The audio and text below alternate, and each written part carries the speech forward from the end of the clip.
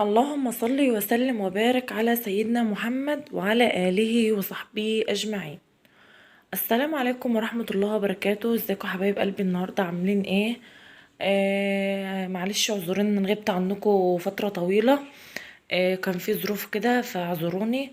النهاردة الروتين معايا في المطبخ كده. هشيل الدفريزر كده من هنا، هنضف كده من تحتيه وهنقل التلاجة هنا مكانه.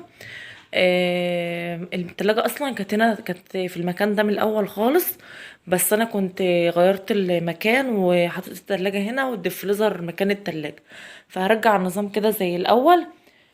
طبعا انا فصلهم من فترة، يعني الدفريزر فصلها من ساعة والتلاجة برضو فصلها من ساعة. هرجع كل حاجة كده مكانها زي ما كانت. احنا لازم نجدد كده ونغير كده في المطبخ بتاعنا او في المكان بتاعنا، عشان يعني ما يجيلناش يعني خنقة كده من المكان. فلازم نغير كده، او لو حتى حاجة بسيطة كده خالص في المكان بتاعك تغيريه او تحركي حاجة، بيبقى ارتياح نفسي كده في المكان. فزي ما انتم شايفين كده يا حبايب قلبي، كده هشيل الدفريزر هنا، هنضف من تحتيه الاول و... وارجع لكم التلاجة مكانها واوريكم. يلا بينا نشتغل، بسم الله الرحمن الرحيم، يلا نبدأ الروتين بتاعنا. وهو كده يا حبايب قلبي، بعد ما كنست الارض كده زي ما انتم شايفين كده معايا، كنستها وهغسل بقى الحته اللي ورا بالفليزر دي كده، الحيطه كلها كده، والمطبخ برضو كده من الجناب كده برضو زي ما انتم شايفين كده معايا اهو. غسلت برضو الجزء ده كله كده والارض. وهو كده يا حبايب قلبي زي ما انتم شايفين كده معايا اهوت.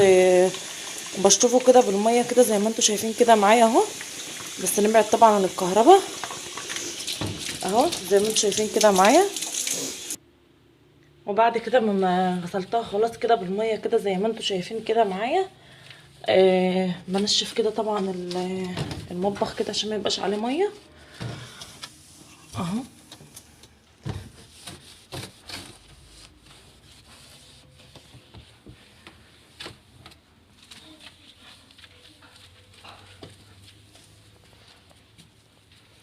والارض اهو كمان مسحتها كده بالمساحه، شديت الميه كده بالمساحه، وبنشف كده الارض كمان اهوت بالمساحه دي. المساحه دي كده شاريها في المشتريات اللي انا اشتريتها، هبقى اوريكم طبعا المشتريات بس في فيديو تاني اهو. زي ما انتم شايفين كده معايا، حلوه جدا المساحه دي، بتجيب كده من تحت اي حاجه، بتخش تحت اي حاجه كده، وحلوه جدا. وقبل كده ما اجيب التلاجة هنا كده مكانها، الرف اللي فوق دوت هوضبه كده وامسحه برضو، اروق عليه برضو تروقه كده. يلا بينا. هشيل كده الحاجه اللي فيه كده زي ما انتم شايفين كده معايا، برضو فيه تراب اهو، همسحه كده واروق عليه. هو حبايب قلبي كده خلصت اهوت، الرف اللي فوق كده نضفته خالص اهوت وروقت عليه زي ما انتم شايفينه كده معايا اهو. يلا بينا نشوف الخطوه التانية هنعمل ايه. وبرضه نروق برضه كده على التلاجة كده من فوق لما ندخلها المكان بتاعها اهو. واهو كده يا حبايب قلبي، حطيت التلاجة هنا مكانها اهو.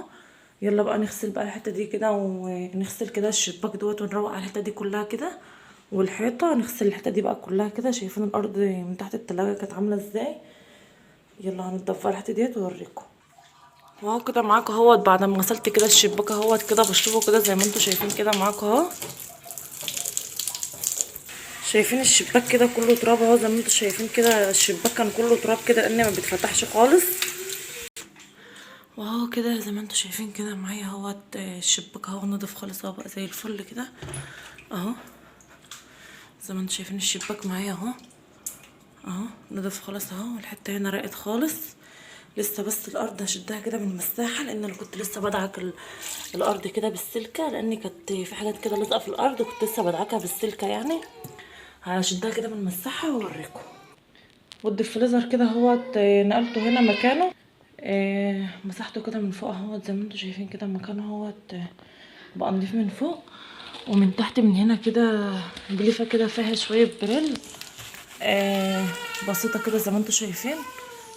الديفريزر كده بعد ما روقت عليه اهو زي ما انتم شايفينه كده اهوت، ومسحته كده ونضفته خالص اهو. لسه التلاجة بس مسحتها برده كده من بره زي ما انتم شايفين كده، لسه على الصابون اهو. هنشفها كده من بره واخش يلا عشان انضفها من جوه.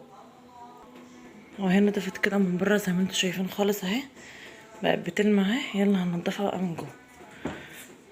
شايفينها من جوه عامله ازاي، متبهدله خالص اهي.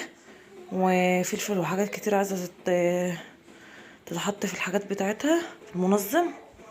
يلا بينا، بسم الله الرحمن الرحيم. نفضي منها كده كل حاجه خالص وارجع لكم تاني.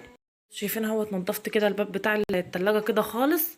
بفرش فيه كده المناديل دي كده في ارضيه كده التلاجة كده، عشان يعني لو اي نقطه اي حاجه وقعت تفضل محافظه عليها.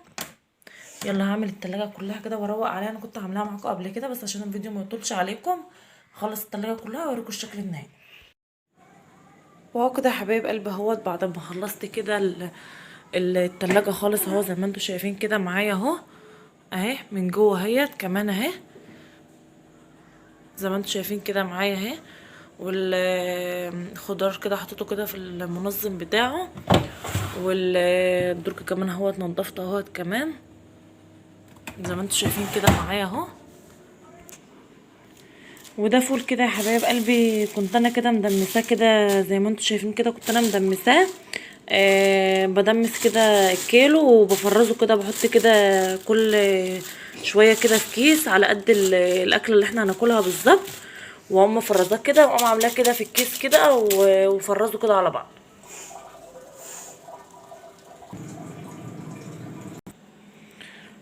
خلصت يا حبايبي اهوت، ما عادش بس كده الا الرخامه كده هروق عليها واغسل المواعين دي وهروق كده على الحته دي كلها كده واوريكم الشكل النهائي للمطبخ.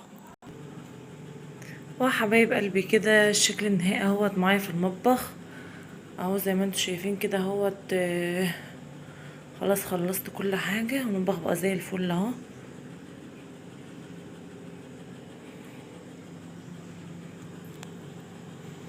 يا رب روتيني النهارده يكون عجبكم. ويكون كده بسيط كده وسهل كده. طبعا انا بقرا التعليقات بتاعتكم بتبقى جميله جدا وبتبقى بسطاني جدا ان انا في ناس كويسه كده جدا بتتكلم معايا. ده الشكل النهائي اهوت بتاع المطبخ. لسه بس التربو هجيبه هنا بس جنب الغساله كده وخلاص. وكده اهوت خلاص خلصت.